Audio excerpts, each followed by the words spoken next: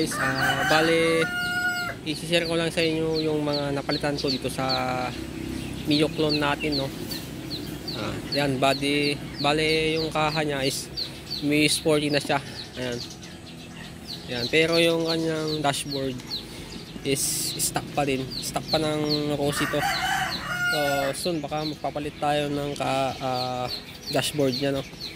And yun, side mirror din, nagpalit na rin tayo. Ang sporty, pati hand grip, domino din yung kanyang switch. Mayroon siyang built-in na hazard. Ayan. Isa kanyang brake lever, nag-Brembo tayo, RCS 19, copy din yan. Ito, hindi ko pa napalitan, stock pa yan. Yan, yung mga ilaw nya is LED na lahat. Yan, mura lang naman yung mga LED. And itong fender nya is pang Mio 1 Amore. Yan, ang difference kasi ng Sport is open siya dito, unlike sa Amore is mayroon siyang ganito. So mas maganda to para sa akin, ano. And stock pa yung shocks natin. Yan, repaint lang siya ng metallic silver. Yan yung mags natin, bale na repaint ko na, hindi ko lang na videohan. Bale ang pintura pala nito is glossy white. Ayan, harap at sa likod. Ayan, ito na yung mga nabago ko sa kanya. Yan, yung kanyang disc stock pa din, wala pa akong binago dyan. Iniisip ko ba kung ano yung magandang setup na ano natin dito. Shocks, yung set niya dito, buong assembly. Ayan, stock pa yung mga caliper nya. Ayan, dito naman tayo sa likod. Bali yung upuan niya is naka semi camelback siya. Ayan, Samjin yung kanyang brand. Ayan, yung grab bar natin, na repaint ko na rin siya ng metallic silver. Ayan, para manilis lang siyang tignan. Ayan, sa panggilid naman tayo. Ayan, bali open na siya dito. Ayan, para makasingaw yung init ng makina, lalong lalo na ngayon kasi summer ngayon. Ayan, bali ang set pa ng makina natin is straight Lamborg tayo. Fully set ng Lamborg 9 dito. Bali stock bell lang po siya, pero naka bundle belt tayo ng 842. Ayan, stock center spring natin is 1000, same din sa clutch spring natin. Naka NMAX tayo ng clutch lining, you know. Dito sa harap yung ball natin is straight 12 kasi medyo ano, kasi pag may angkas ako yung 14 grams parang masyadong mabagal, ibato yung dito sa tawag dito sa segunda, ay sa primera pala kung tawagin, para masyado siya mabagal. Yan, kaya nagpalit ako. Yan, pang Mio din to yung size footrest natin dito sa makina. Bale yung set niya pala dito, na discuss ko na sa mga previous video ko. Yan, naka 57.4 tayo, so which is 150cc na to. Bali naka headworks to. Yan, pero stock valve siya, stock yung valves niya is naka Mio 5 turns, 2.8 siya. Yan, yung kapal niya 2.8 lang bilhin nyo guys, wag na yung 3 kasi masyadong matigas na yon. Mas maganda yung 2.8 lang. Yung valve natin is Lamborg din. Yan, Thailand made yan Lamborg kasi, so maganda naman. Yan, and nakapang D-type tayo na carb.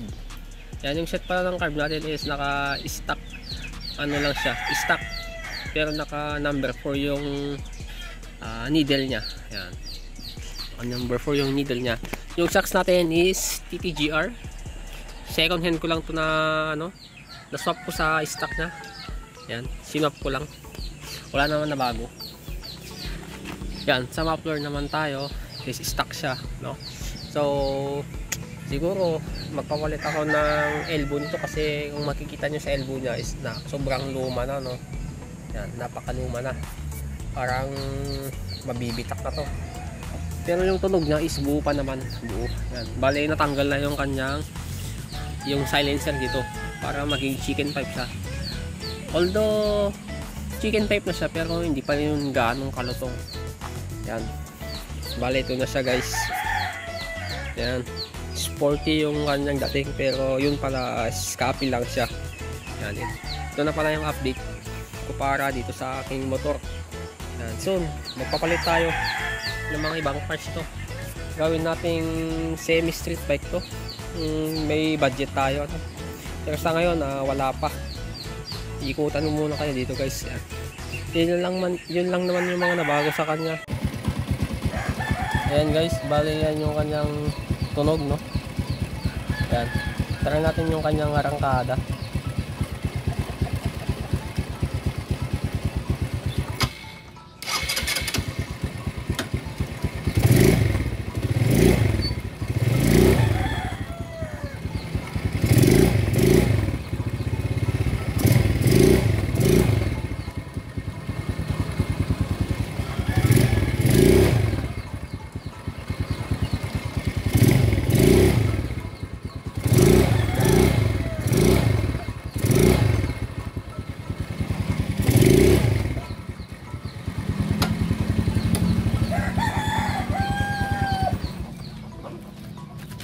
Yan, yun yung kanyang arangkada, no?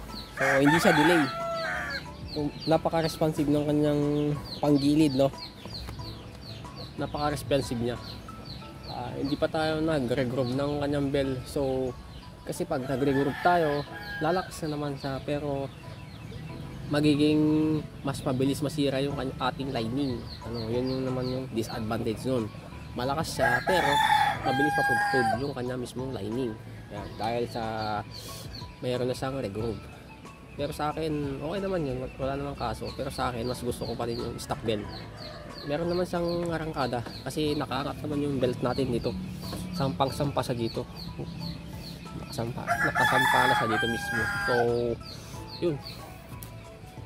yun lang yun naman yung mga ano natin. Sana sa mga next video ko ay supportan nyo pa rin ako palagi guys. Stay tuned sa aking YouTube channel, and hopefully sana makapag-share pa ako ng mas maraming videos and uploads sa inyo guys, at sana makatulong din. And salamat sa panonood guys, and hope you enjoy our small videos, and bye bye.